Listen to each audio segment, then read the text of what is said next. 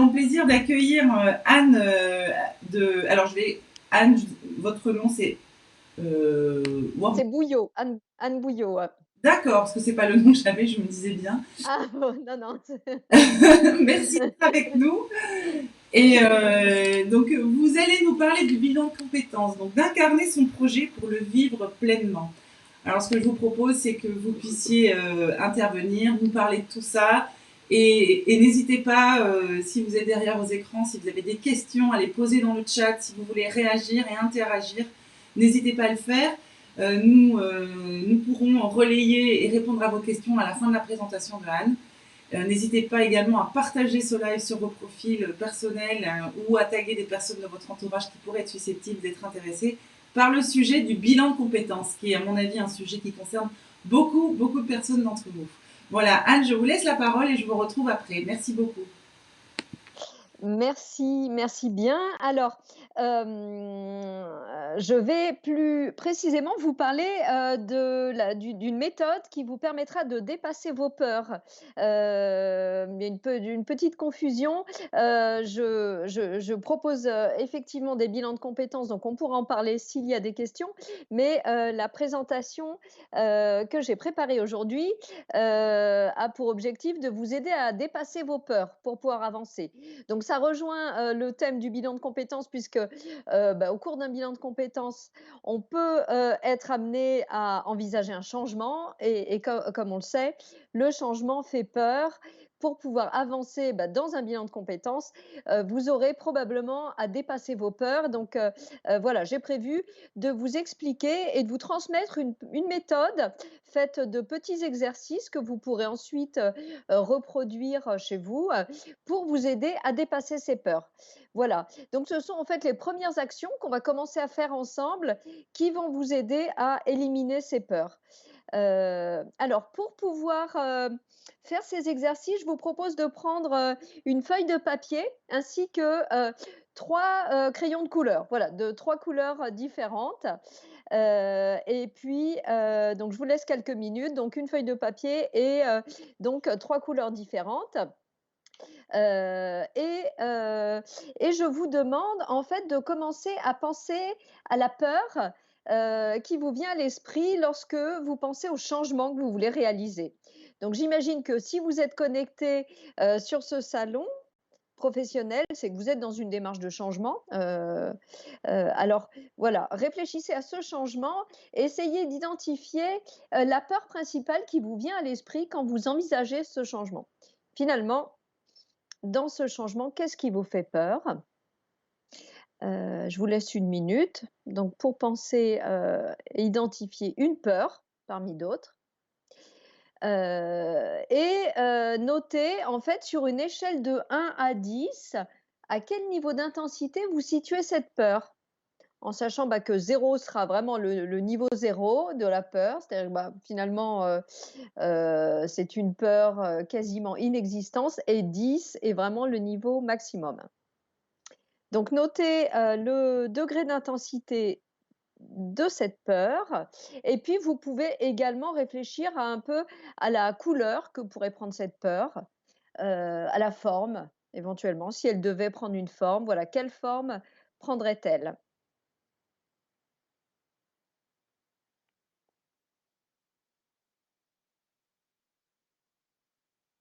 Voilà, donc vous avez, probablement, identifié une peur parmi toutes celles qui peuvent vous traverser l'esprit en ce moment. Et noter sur une échelle à quel niveau d'intensité se situe cette peur. On va pouvoir travailler, sur cette peur. Voilà. Donc cette méthode, en fait, que nous utilisons pour accompagner des personnes, dans des phases de changement. Donc cette méthode, en fait, va vous permettre d'agir à 3 niveaux, les 3 niveaux dans lesquels se situent vos peurs. Donc il existe, bien évidemment, le niveau de la tête, qui fait référence, à toutes les pensées que vous pouvez avoir au sujet de vos peurs. Donc c'est tout ce qui se passe dans votre esprit lorsque vous réfléchissez, lorsque ça tourne en boucle dans votre esprit, la journée, le soir, bien souvent également la nuit et ça en général, je dirais que ça se fait de manière assez automatique. Nous allons également nous intéresser au corps, qui est, là où se situent, où se nichent nos peurs, en fait, sous forme de tension, et on va voir comment réduire ces tensions pour pouvoir libérer un petit peu cette énergie qui est bloquée. Et puis le troisième niveau, bah, c'est celui du cœur et des émotions. C'est tout ce qui concerne nos ressentis, et c'est, bah, je dirais que c'est là où vit la peur, qui est une émotion, bien sûr, et qui, bah, souvent nous envahit l'esprit et nous empêche d'agir. Voilà, donc on va, passer en revue ces 3 niveaux pour voir ce qu'on peut faire pour pouvoir agir à ces 3 niveaux. Voilà. Je dirais que, si, nous agissons, à ces 3 niveaux, c'est parce que l'accompagnement que nous proposons, dans Plus qu'un job, se situe à ces 3 niveaux, et on sait en fait que quand on veut accompagner des femmes dans une démarche de changement, on doit, leur proposer d'agir au niveau de la tête, du corps et du cœur pour pouvoir mettre en œuvre le changement. Parce qu'on peut monter un projet qui nous emballe énormément, qu'on a bien réfléchi, qu'on a bien pesé, qu'on a bien construit. Donc au niveau de la tête, tout est bien mis en place, mais il y a d'autres, leviers qui vont nous inhiber dans l'action et qui vont se situer beaucoup plus au niveau de l'émotion, et du stress, et si on ne débloque pas, ces freins, et bien malgré le fait d'avoir, pensé un beau projet, on ne passera jamais à l'action, ou alors, très difficilement. Voilà, donc pour me présenter rapidement, moi je suis Anne Bouillot, je suis, psychologue du travail, et je suis spécialisée dans l'accompagnement, professionnel des femmes. Ça fait 10 ans que j'accompagne des femmes qui font un bilan de compétences pour pouvoir, bah, réinventer leur vie professionnelle. Et je me suis associée, donc nous sommes 2. Nous avons créé Plus qu'un job, donc qui est une méthode d'accompagnement, innovante, qui permet, bah, d'inventer une vie, professionnelle, épanouissante. Voilà, plus qu'un job, en fait, c'est une vie épanouissante. Heu, alors, je vous propose qu'on démarre avec la tête. Donc la tête, c'est voilà, tout ce que je pense, tout ce que je peux me dire au sujet de ma peur. On sait que, face à un changement et face à la peur, il y a les vraies raisons, de la peur, celles qui présentent un vrai danger, et sur lesquelles on ne peut pas agir. Dans une démarche de changement, il peut y avoir une prise de risque, et bah, voilà, comme toute prise de risque, il y a un danger possible. Mais dans la peur, il y a aussi énormément de fausses raisons qui sont celles que nous créons nous-mêmes, que nous inventons, heu, qui sont, bah, des fantasmes, des projections, toutes les idées que nous nous faisons à propos, du changement. En fait, la peur, c'est souvent plus une production de notre propre esprit, et qui est vraiment liée à toutes les idées que nous nous faisons à propos de notre peur. Hem, donc quand la peur survient, on se met à gamberger, l'imagination s'emballe, et voilà, les, heu, du coup, les fausses raisons, s'accumulent, et on se retrouve face à une liste de peurs réelles ou fantasmées, avec une grande difficulté de distinguer les vraies peurs des fausses peurs, celles que nous avons créées. Donc l'idée, c'est de pouvoir, bien identifier les vraies raisons de la peur, celles sur lesquelles on peut agir, et mettre de côté les autres. Donc ce que je vous propose justement avec vos crayons, à 3 couleurs, c'est de pouvoir identifier justement, un petit peu, toutes ces vraies raisons, et d'écarter les fausses raisons. Heu, donc, vous allez reprendre, je vous ai fait commencer l'atelier tout à l'heure en vous demandant d'identifier une peur. Donc je vous propose en fait de penser, de revenir, hein, au changement que vous voulez mettre en œuvre dans votre vie, et de penser à la peur, principale, à laquelle, qui vous vient à l'esprit, et puis peut-être un peu à toutes les nuances de peur qui vont venir. Je vais demander à Camille, de d'afficher, donc la première slide, qui vous présente en fait tout un vocabulaire, des différentes, du coup, voilà, de tout le vocabulaire de la peur. Donc Camille, si vous m'entendez, voilà. Merci. Donc la slide est affichée et donc vous pouvez, voir, donc c'est la deuxième slide, hein, vous pouvez voir un peu tous les mots qui peuvent désigner la peur. Donc je vous propose en fait de choisir, enfin de voilà, de piocher parmi tous ces mots, ceux qui, se prêtent le mieux à ce que vous ressentez. Donc voilà, pensez vraiment à toutes les peurs qui vous viennent à l'esprit aujourd'hui, telles que vous êtes maintenant, à cet instant précis, voilà, choisissez le ou les mots qui vous viennent à l'esprit et notez voilà, toutes ces peurs, je dirais de la plus petite, à la plus grande. Voilà, j'ai peur, voilà, j'ai peur, voilà, j'ai peur de devoir, aller, parler à mon manager, voilà, j'ai peur, de me mettre, au sport, enfin toutes les peurs que vous pouvez rencontrer et qui sont présentes à votre esprit aujourd'hui. Donc je vous laisse quelques minutes pour noter toutes ces peurs, que ce soit des peurs réelles ou des peurs un petit peu imaginaires, c'est-à-dire nées de votre esprit, peu importe, elles sont toutes, légitimes et on va devoir agir sur toutes ces peurs. Voilà, à présent, en fait, je vais vous expliquer, la méthode qui va vous permettre d'isoler les vraies peurs, et les vraies raisons que vous avez aujourd'hui d'avoir peur. Alors on va prendre le crayon le 1er crayon de couleur, hein, la couleur numéro 1, on va l'appeler et avec ce crayon, vous allez entourer toutes, les raisons d'avoir peur qui se présenteront plus tard, pas aujourd'hui. Je vous donne un exemple. Voilà, si je change de job, je vais baisser mon niveau de salaire et je ne pourrai pas, payer les études supérieures de mes enfants. Voilà, il se trouve que vos enfants ont moins de 10 ans aujourd'hui, donc cette peur-là, vous pouvez l'entourer parce elle n'est pas présente aujourd'hui.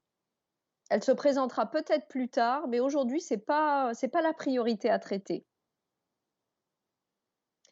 Donc je vous propose d'entourer toutes les peurs qui se présenteront plus tard, en fait, toutes celles que vous avez notées mais qui n'agissent pas aujourd'hui et puis d'entourer de la même couleur celles qui dépendent de quelqu'un d'autre. J'ai peur de ce que va me dire mon chef, suite à l'entretien qu'on a eu. J'ai peur des annonces de la direction. J'ai peur, bah, du coup du risque, aussi des annonces du gouvernement, du risque de reconfinement. Voilà, toutes ces peurs qui sont liées à des événements qui ne dépendent pas de vous. Vous les entourez, toujours avec la couleur 1.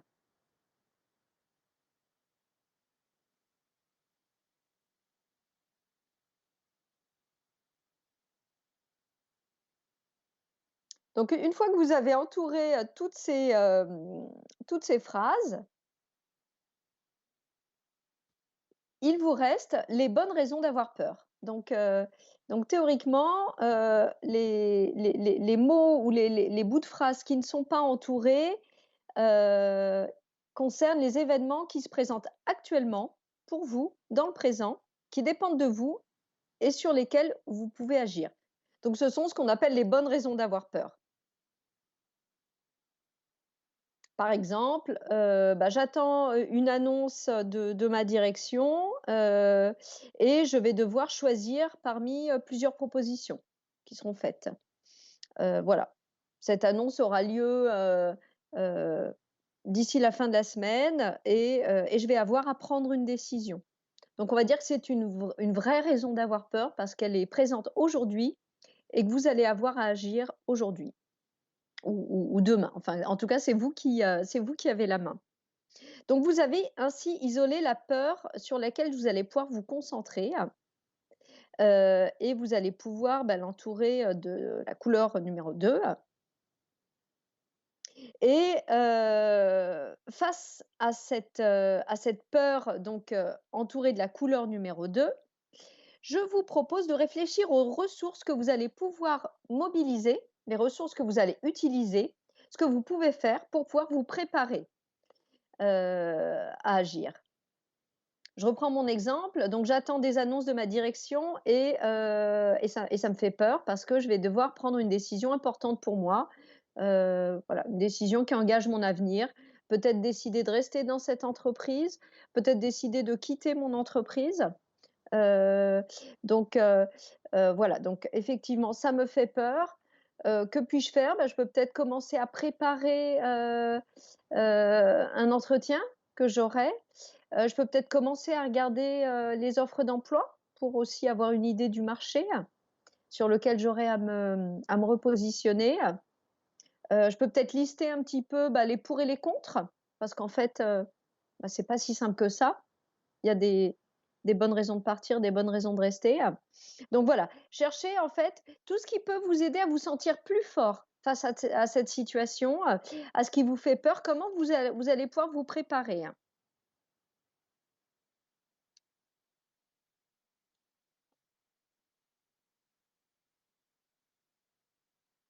Donc j'espère que vous avez pu identifier, parmi toute la liste de vos peurs, une vraie raison d'avoir peur.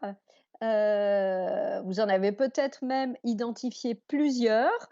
Voilà, l'exercice, peut porter sur déjà une première vraie raison d'avoir peur, hein. Donc, une fois que vous avez isolé cette vraie raison d'avoir peur, listez ensemble toutes les actions qui vous permettent de vous sentir plus forte. Voilà, qu'est-ce que vous pouvez faire aujourd'hui face à cette peur pour pouvoir, agir, pour pouvoir, vous rassurer, pour pouvoir vous préparer?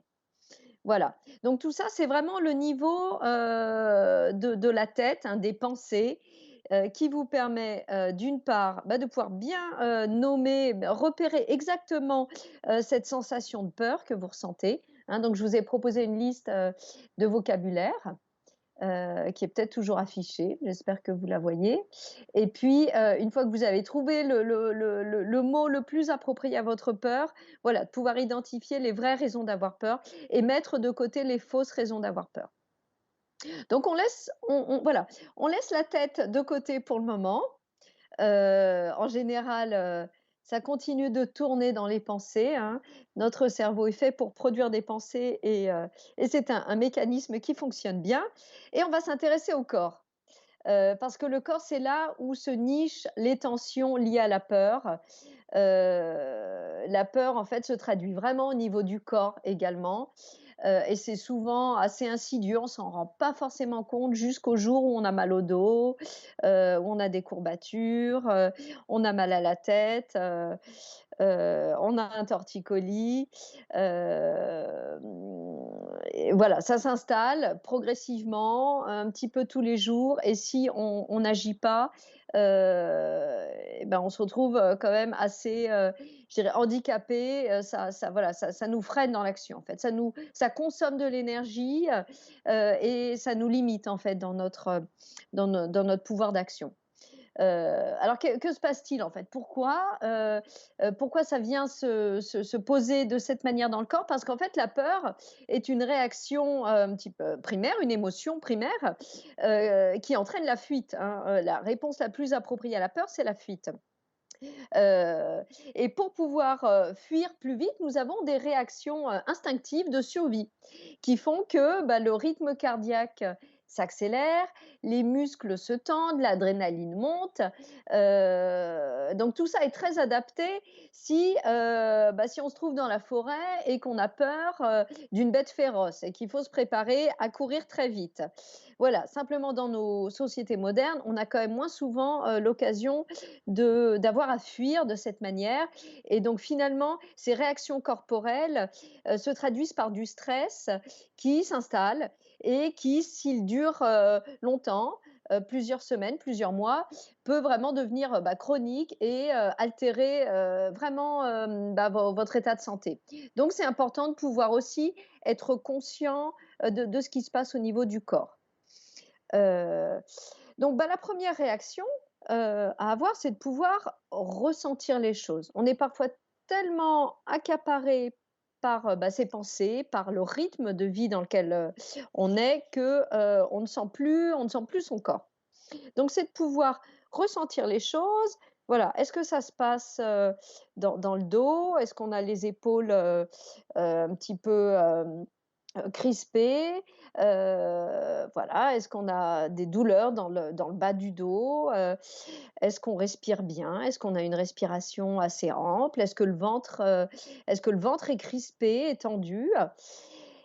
Et la méthode, je dirais la plus simple pour pouvoir, réduire ces tensions corporelles, voire les éliminer, c'est ce qu'on appelle, l'action inversée.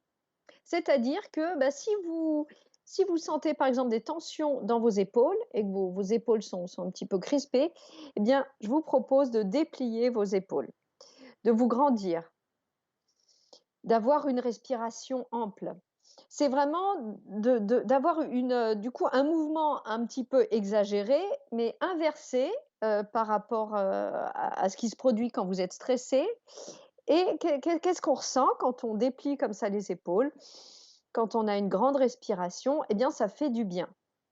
Donc, gardez en mémoire, cette méthode, à reproduire un petit peu tout au long de la journée quand vous êtes conscient de ce qui se passe dans votre corps, au moment où vous sentez ces tensions, et donc voilà, c'est les réduire par petits morceaux, petites doses au cours de la journée.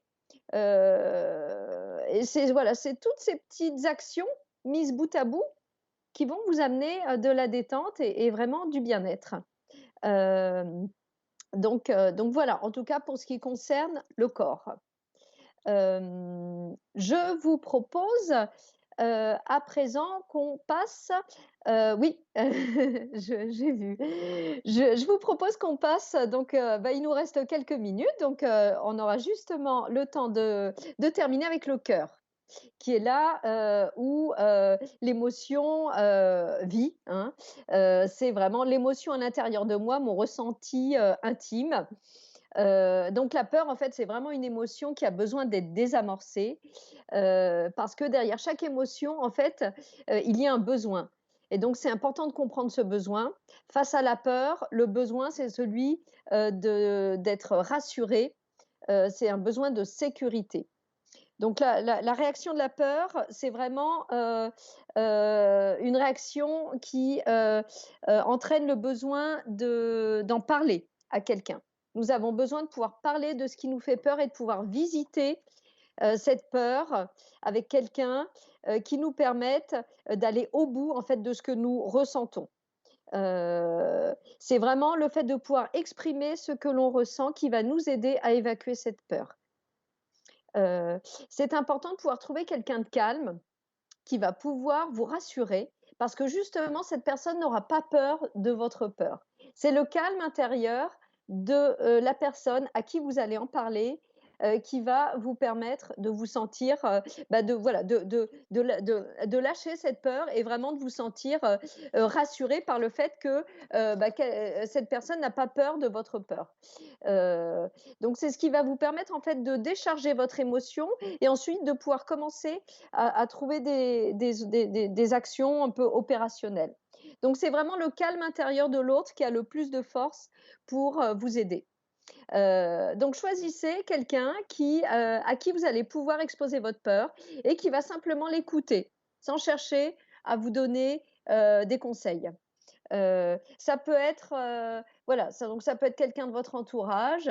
Voilà, face à la peur, on peut avoir besoin aussi de se sentir dans un lieu rassurant, d'être aussi, voilà, pris dans les bras aussi de quelqu'un d'autre. C'est vraiment voilà, de sentir que cette peur, elle peut être écoutée et voilà, elle peut être contenue par quelqu'un, qui vous rassure. Cette émotion, il faut que vous puissiez la décharger. Tant qu'elle est présente, elle vous empêchera d'avancer, réellement. Voilà, donc je vous propose, en fait, pour, ce dernier niveau du cœur, d'identifier une personne à qui vous allez pouvoir parler de votre peur. Pour finir, je vous propose un petit plan d'action et je vais demander, à Camille, d'afficher la dernière, la dernière slide avec un cercle. Voilà. Donc en fait, face à la peur, vous allez, vous pouvez être tenté d'éviter en fait le comportement qui vient quand on a trop peur, c'est un comportement d'évitement. Et qu'est-ce qu'il faut? Et il faut éviter d'éviter, en fait, pour lever ses peurs. Parce que plus vous évitez, plus vous avez peur. Plus vous avez peur, plus vous évitez, et cetera, et cetera. Donc la solution, elle vient du fait d'affronter la situation qui entraîne la peur. Et donc ce sont des petites expositions quotidiennes, des petites doses qui vont, contribuer à faire diminuer votre peur. En fait, vous allez commencer à par exemple, si vous envisagez de changer de poste, mais que vous tremblez à l'idée de ce changement et que vous différez sans cesse, le moment où vous allez vous y mettre, la solution, c'est de chercher des petites solutions intermédiaires. C'est de commencer à regarder, des offres d'emploi. C'est de commencer à mettre, votre CV à jour. Voilà, vous n'avez pas décidé tout de suite, vous n'avez même pas besoin d'aller en parler à quelqu'un ni de passer des entretiens. Mais voilà, le cercle vicieux qui nourrit la peur, c'est le fait d'éviter, d'agir. Donc plus on évite et plus ça renforce la peur.